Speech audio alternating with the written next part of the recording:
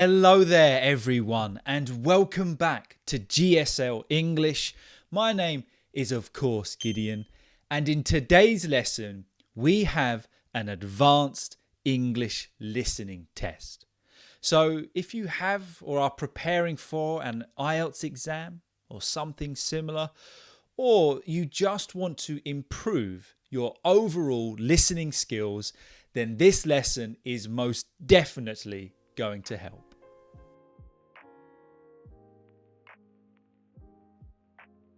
So, as I said, in today's lesson, we are going to be testing your English listening skills. So, the text that we are going to read together isn't necessarily the easiest of texts.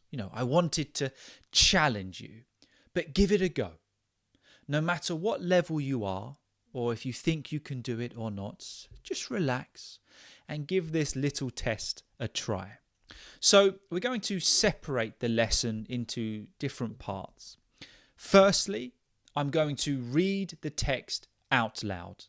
Now, it won't be on the screen, so you need to listen very carefully. Listen out for key points, details, and if you can, take notes as I read. Afterwards, I'm going to ask you 6 questions to see how much you understood and if you can answer all of those questions. And then we are going to run through the answers together. And as a little bonus at the end, I'm going to highlight and go through some of the vocabulary that we used.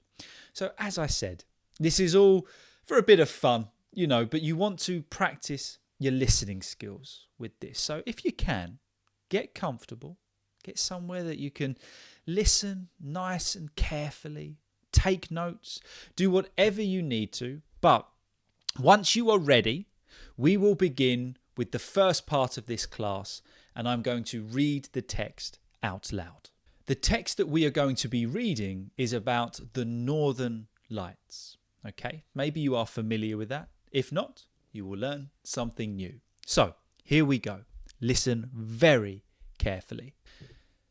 The Northern Lights, also known as the Aurora Borealis, are a natural light display in the sky, predominantly seen in high latitude regions around the Arctic.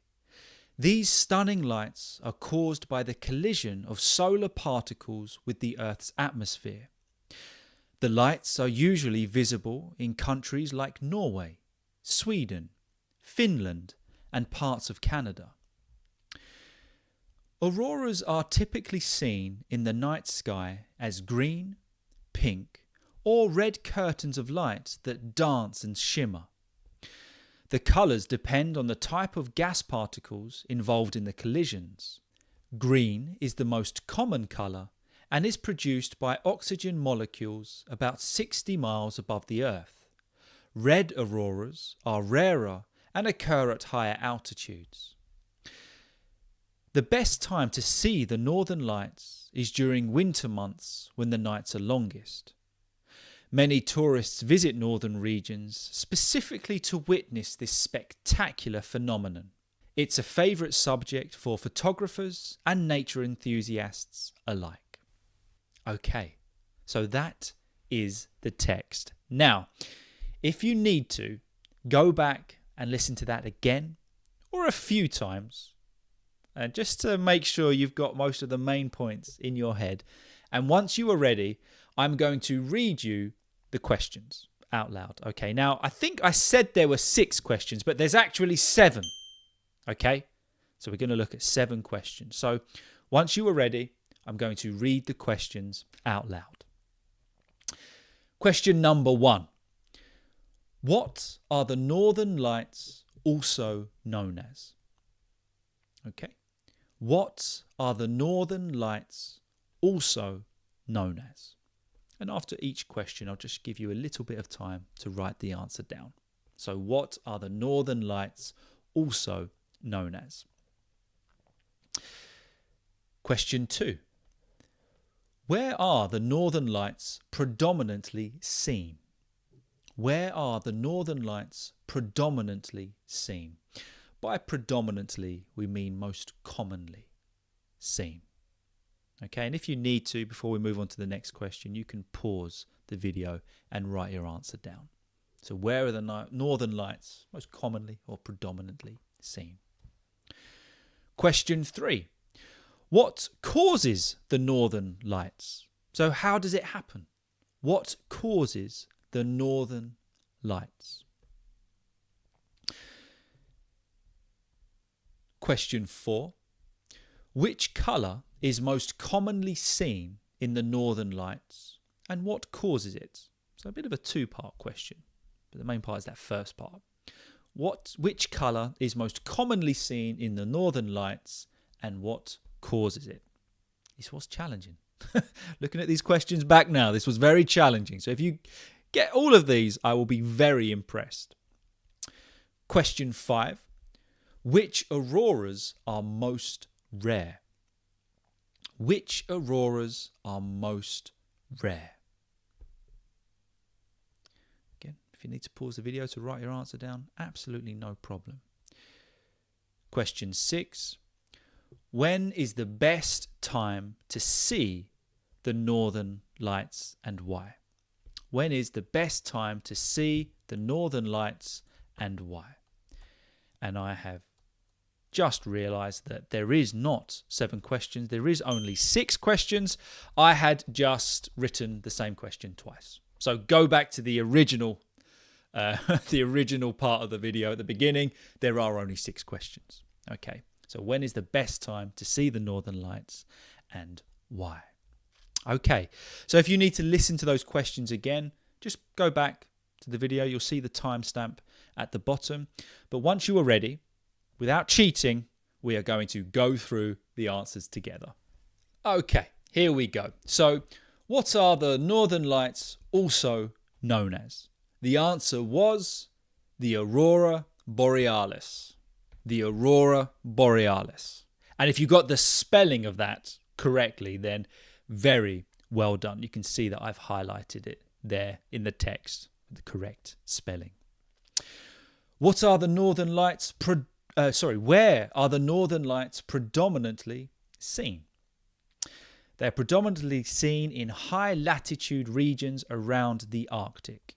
Okay, high latitude regions around the Arctic. And if you've got any of these 4 countries as extra detail, brilliant. Norway, Sweden, Finland, and parts of Canada. So if you've got that, absolutely brilliant. Question 3, what causes the northern lights? It was the collision of solar particles with the Earth's atmosphere. Okay, the collision of solar particles with the Earth's atmosphere. I did say this was challenging. So if you got, you don't necessarily have to get these absolutely word for word. If you did, fantastic. If you just got the principle of the answer, brilliant. Question number 4. What colour is most commonly seen in the northern lights and what caused it? What causes it? Okay, so the colour and the reason. The answer was green, and it is caused by oxygen molecules about 60 miles above the Earth. Okay, so if you got that first part of the answer, the question, the main answer, green, and it's caused by oxygen molecules about 60 miles above the Earth. Question 5, which auroras are most rare? If something is rare, it's not seen often. Red auroras are rarer and occur at higher altitudes. And if you want to practice your pronunciation, try saying that. Red auroras are rarer.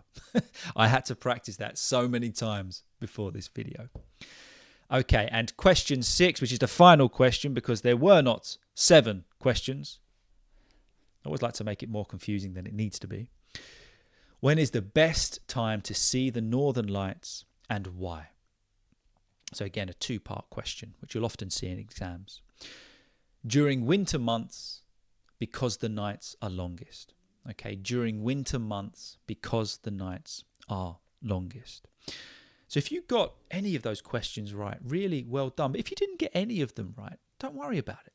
This is just for practice. And this was extremely difficult. This was an advanced listening test, but just as a little note here, when you're going through this, look for key words and key points as you're listening.